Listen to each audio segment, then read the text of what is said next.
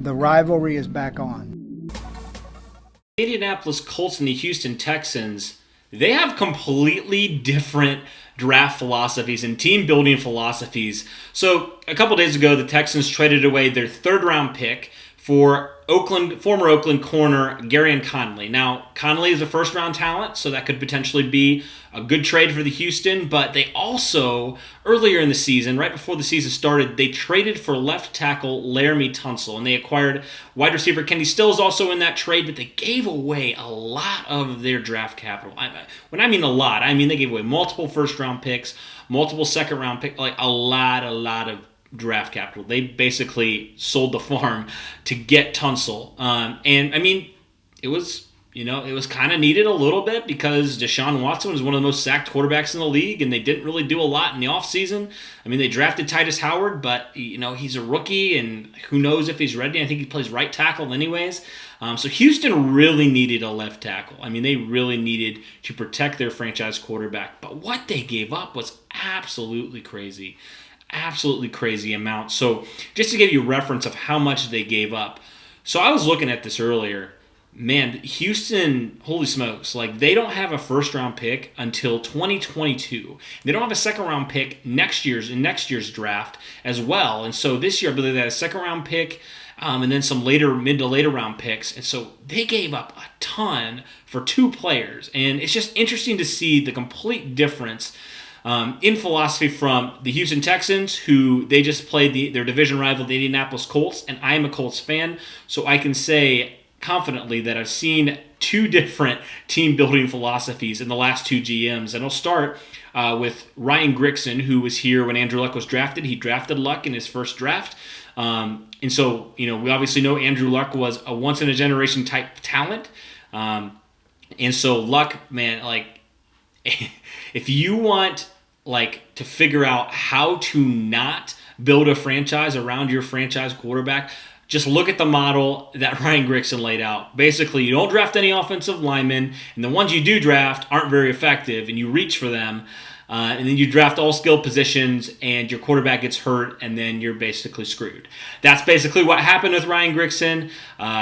Couldn't draft a defense either, and so it was an absolute disaster. And you always go back to that trade for Trent Richardson of the Browns. The Colts traded away their first round pick, I believe, in 2014 for Richardson.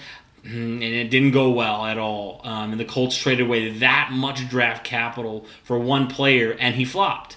Now, granted, there's a big difference in Laramie Tunsil, who has been more proven in the league than Trent Richardson was. But that just goes to show the philosophy of win now mode. And I think that's really what Houston is in at this point. Trading away a decent round pick. I mean, a third round pick's that's pretty good. For a guy like Gary Conley, and so they just don't have a lot of draft capital in the next couple of years. And if you're wanting to build around your star quarterback, you need that draft capital. And I guess Houston thinks that they can just fill it with free agency and do whatever they need to do. And but as a Colts fan, I've seen that happen. And then now looking at GM Chris Ballard, who was hired in 2017. And then, he obviously had his draft in 2017. He got some good players out of that. Malik Hooker, Marlon Mack, to name a few. There's a lot more within that. But, the Colts obviously, Jim Irsay didn't want to fire the head coach at this time, Chuck Paganos, who was basically a lame duck coach for a year. And the Colts didn't do well. Andrew Luck sat out the entire year. And it just wasn't good. The Colts were 4-12. They held the third overall pick. They had a lot of options of what they could do. They had a lot of a lot of cap space as well.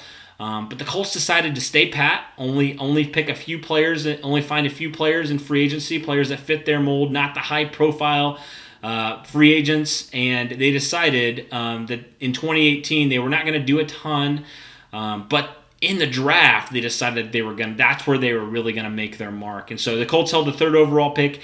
Then, they didn't need a quarterback at that time, and there was a lot of good quarterbacks. That was actually one of the historic, drafts for quarterbacks, and the Colts didn't need a quarterback, so they were in a really unique position to potentially trade out and get a lot of draft capital. That's exactly what they did. They traded with the Jets. They moved from 3 to 6. They acquired a lot of picks. I want to pull them up real fast. So the Colts traded back from 3 to 6, obviously selected Quentin Nelson with that 6th overall pick. So they still probably got one of their guys that they wanted. But they also acquired the 37th overall pick and the 49th overall pick on top of their already early second-round pick, because obviously they were 3rd overall. So they had that, and they traded back into the second round. So they had 4 second-round picks in 2018. The jury's still out on some of them, but the Colts were able to get all-pro linebacker Darius Leonard. Were able to just get some other players as well. So, they did a lot of really good things. And then they acquired also a 2019 second-round pick, which they used.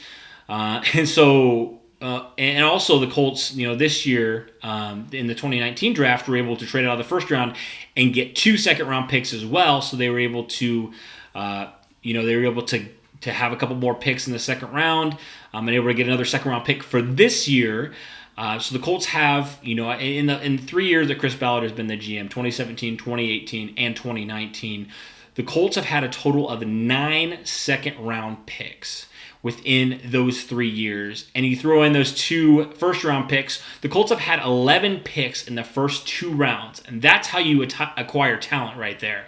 You trade out, you do the best that you can, and Chris Ballard obviously was in a really good position with Andrew Luck, and was able to just get a ton for that. So it's just really interesting to see. The Colts have, I believe, 9 picks in this upcoming 2020 draft. So they have a lot more chances to hit on guys, and that's kind of what you got to do in the draft. You can't always be perfect in the draft. Chris Ballard has been a really good GM, but he's also had his share of whiffs, and it's interesting to see the difference in draft philosophy and team building philosophy between these 2 franchises. So I'm curious, what are your guys' thoughts on these 2 franchises and their different philosophies on how to build a team and build a culture and everything like that? I'm curious, what are your guys' thoughts? So let me know in the comments below. As always, I appreciate you guys' support. Thanks, and go Colts.